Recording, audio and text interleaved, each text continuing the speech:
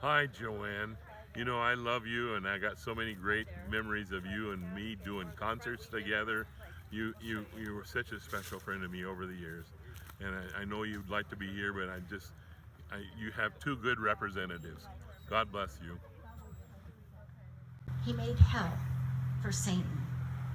People choose to go to hell by not having a relationship with Jesus Christ, by not having a love affair.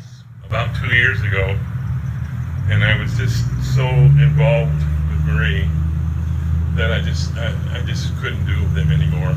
So I haven't really sung for 2 years, and I thought, well, I'll sing for this, to honor Marie. That my singer wasn't high enough for these songs. Marie was amazing. All 14 of the albums that I had, she helped produce the albums, helped pick out the songs. She was unbelievable. Every time we do an album, she had to find out who owned each song. Sometimes there'd be 5 or 6 people different owning them, and then we had to pay mechanicals on each song every year, and she kept track of that. There's so much stuff that she used to do that it boggles my mind when I think about it.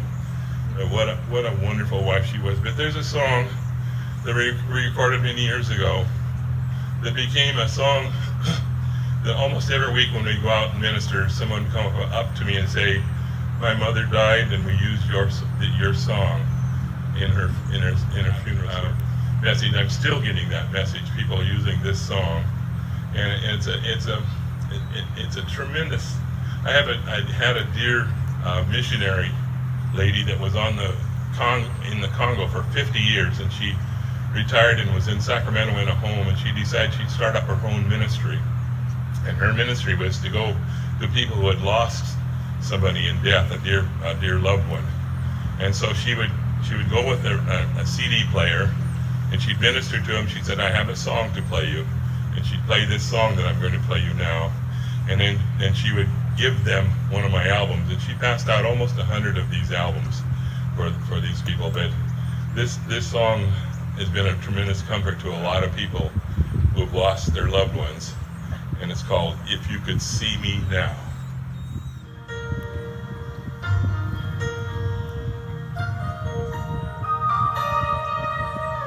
Our prayers have all been answered. I finally arrived. The healing that had been delayed has now been realized. No one's in a hurry. There's no schedule to keep. We're all enjoying Jesus, just sitting at his feet. If you could see me now, I'm walking streets of gold. If you could see me now, I'm standing tall and whole.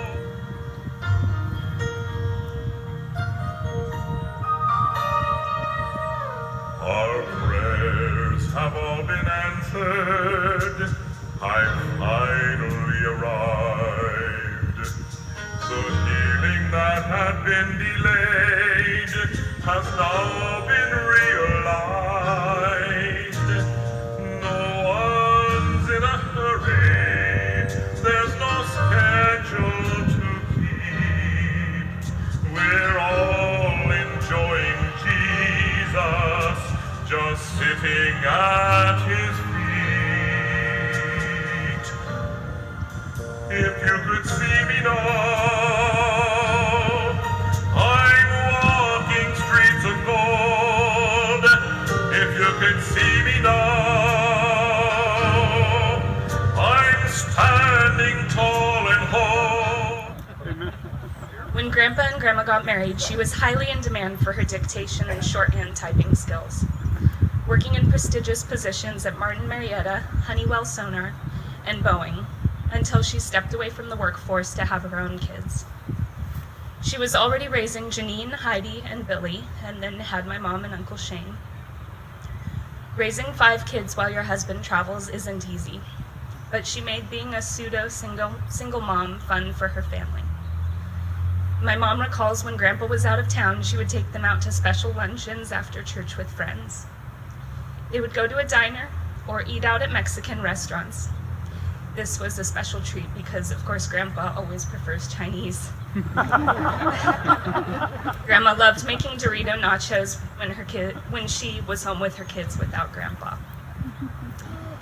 Even as a mom, her secretarial skills came in handy. She was very helpful. Canada to Hawaii, Africa to Europe, India to Mexico. Grandma had an itinerary for every single day of their travels and concerts, with details about who they were meeting, where they were eating, how long their hotel reservation was, and when they had to be at the next airport. Her organization and meticulous attention to detail kept WHSC running like a well-oiled machine. And she loved the experience of traveling. Latvia was her favorite destination because of the friendly people. When they were home, she really took care of Grandpa. He was responsible for the outdoor chores and repairs around the house, and Grandma handled everything else. On Grandma's desk, where she spent countless hours booking concerts, scheduling flights, and arranging hotels, my mom found an inspirational message on a Post-it note. It reads, Plenty of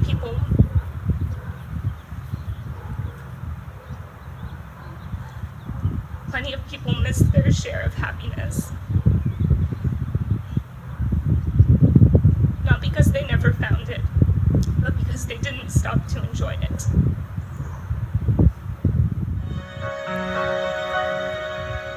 Great is thy faithfulness, O God my Father.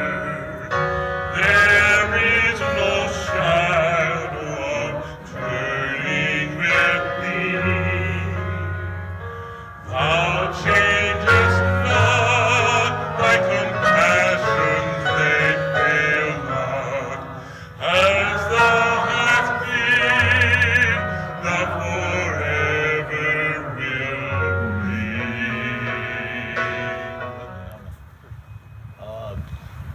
First time I really had an encounter with him, my wife had gone to a woman's seminar, and Marie invited me up for breakfast.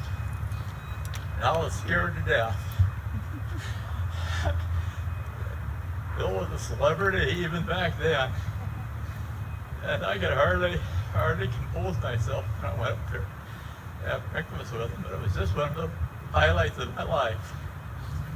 One of the crazy stories that we had, we used to ride up in the mountains in eastern Washington, and the girls handled their own motorcycles and we handled ours, and we'd be on some trail and get to a rocky spot on a side of a ridge that's no more than probably a tire width wide, straight down cliff. And I'd volunteer, I'd say, Bill, and it says, "Oh, those girls can do it themselves. You let them do it." And I'm holding my breath and not watching because they're going across these rocks. So that was one of the great moments I've had. We certainly had a great relationship with both of them. Loved them both dearly.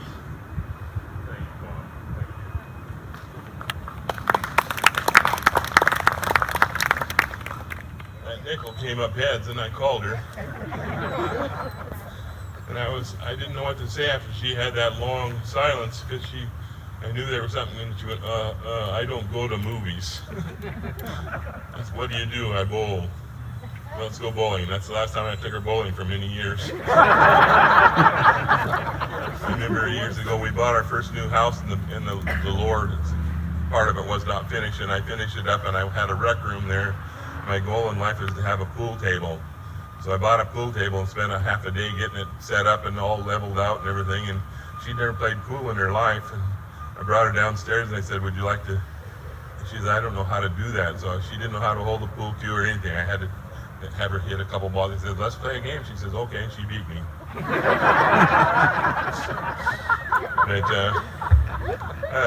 I have no idea how she did what she did.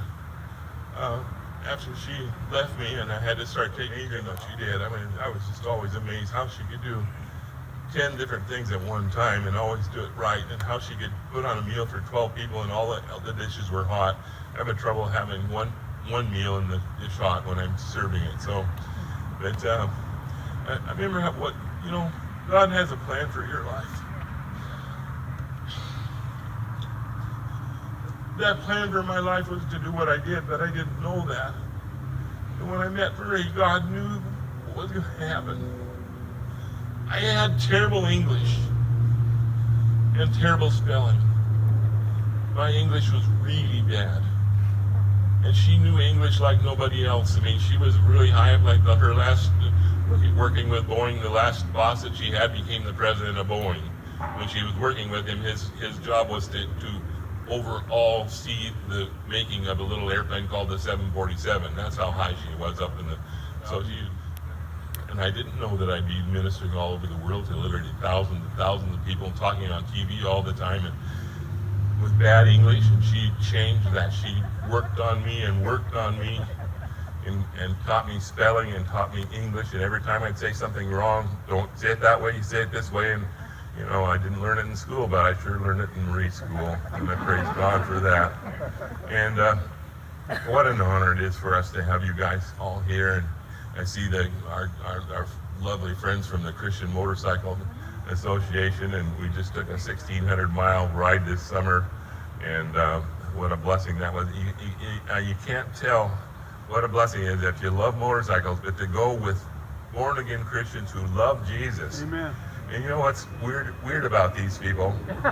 They like motorcycles, but that's not what they like most of all. They love Jesus, and they're really into ministry. And the ministry they do, they think about talking to. They minister to the one percenters, and these are the Hell's Angels and the street gangers. And believe it or not, they have found favor in the light of these places, and these places will let them set up their trailers and minister to these wild, raucous things that the people have, and the people come in and they can have free coffee, they sit around and the guys and the gals talk to them about Jesus. And it's amazing their ministry that they do. I one of my mentors in life that helped influence me to be a gospel singer was a man named Bud Tutmark. And he in Seattle was anything that happened in gospel music, Bud Tutmark had his hand in it. And I met him in Denver. I was going to the church where I met Marie, and I hadn't been married to Marie yet. And he came and he played the Hawaiian guitar, and he came to minister. And I said that he said he was the music minister of a Assembly of God church in Seattle, and I was planning on moving to Seattle. And he said, "You come to me." So I came to him when we first, and he became my mentor. And his two sons have come here. He left me here. Bud Tutmark left me, I can't remember how long, about 5 or 6 years ago. It was really hard for me because over the years, he constantly was helping me and encouraging me. But his two sons have come to honor his memory with me, and I thank them for coming so much. Thank you, Doug and Mark. And and my relatives out here, we've got a lot of relatives that this is where my dad was brought up in this area here. In fact, before I was born, he worked in the Camas paper mill. And I just thank you guys for all coming. And are we going to do that song now that